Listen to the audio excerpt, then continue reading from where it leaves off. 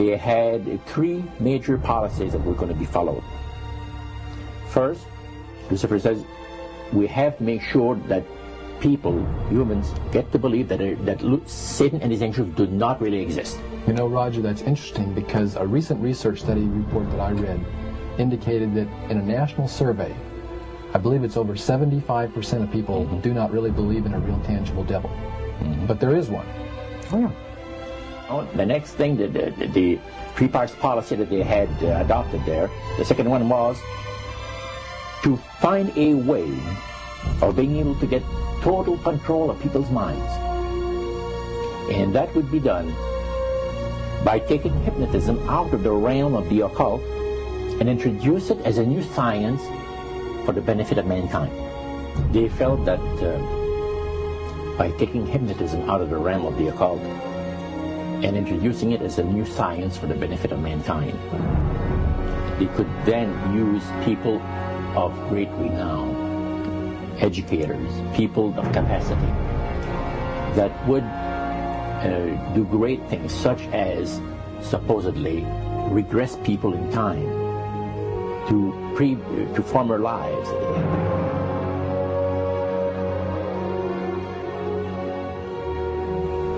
And of course, after the session is over, the person would not know a thing about ancient history.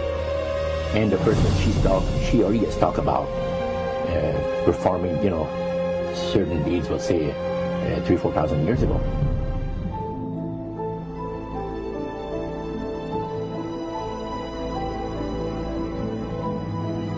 But this was their strategy. Now, what this would do for the thing is this, that it would create in the minds of the general public, solidly set in the mind of the general public, an unwavering trust in that great deception. So now this would be a way of de-Christianizing the Western world through the avenue of mysticism. The three things were, number one, that they did not want Satan did not want the human family to think that he or his angels existed. Right. The second point that you made had to do with taking control of people's minds. That's right. The third point was what? Was to destroy the Bible without burning it. Okay.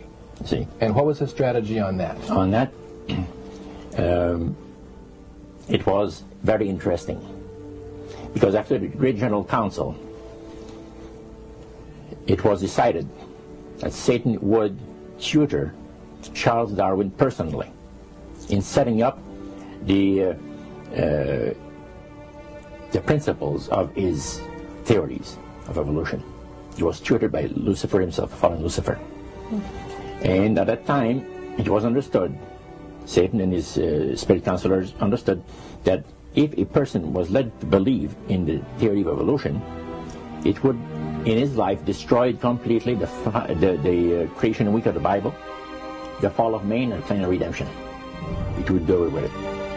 Anyone that teaches a theory of evolution is considered to be a minister of a great religious system.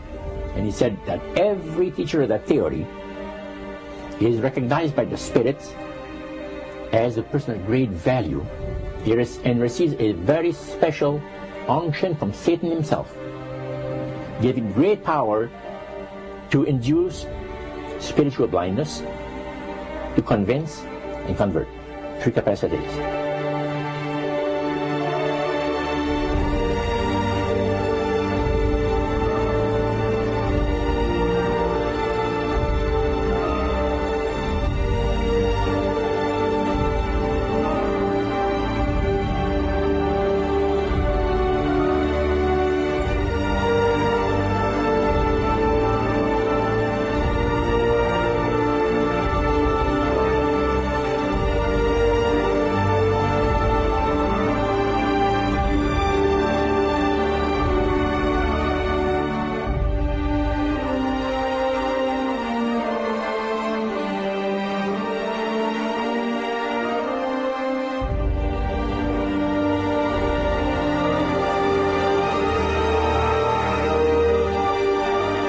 This is the grain plane, the master's grain plane. for harvesting the nations, for harvesting the multitudes of the earth into his cause, just before the close of the great controversy between the forces of good and evil. It's going to be done in a unique manner. This rain plans is going to take people are going to eat the stuff, because it says spirits, demon spirits, will declare themselves to be inhabitants of far distant planets in the galaxies that are coming to warn the inhabitants of planet Earth of the impending destruction of the planet, unless something seriously proper is done to avoid it.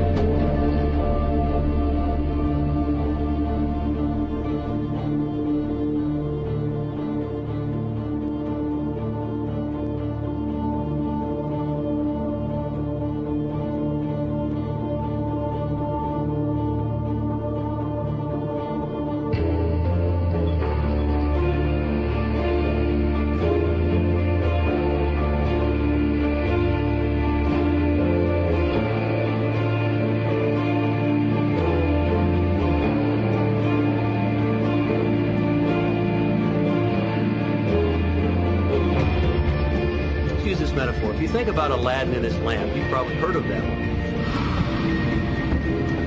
The genie always says one thing. Your wish is my command. You know, the universe is this great genie, and your conscious mind is Aladdin. It formulates the intention of what you choose for your life.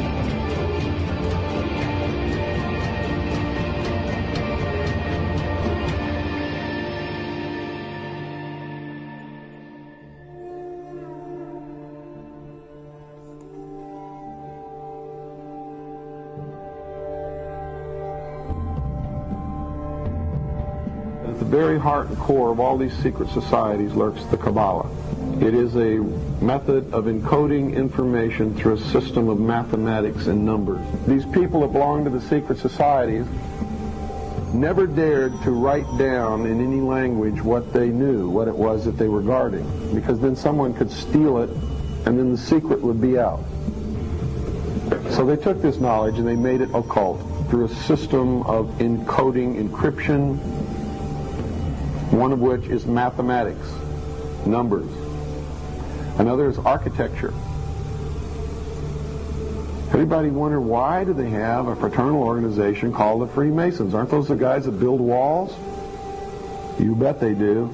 But every wall they build contains the secrets that have been kept and maintained throughout the ages, and it's encoded in the architecture and in the measurements of the buildings and in the mathematical formulas used to derive the geometry and the shape, the length and breadth and height of rooms.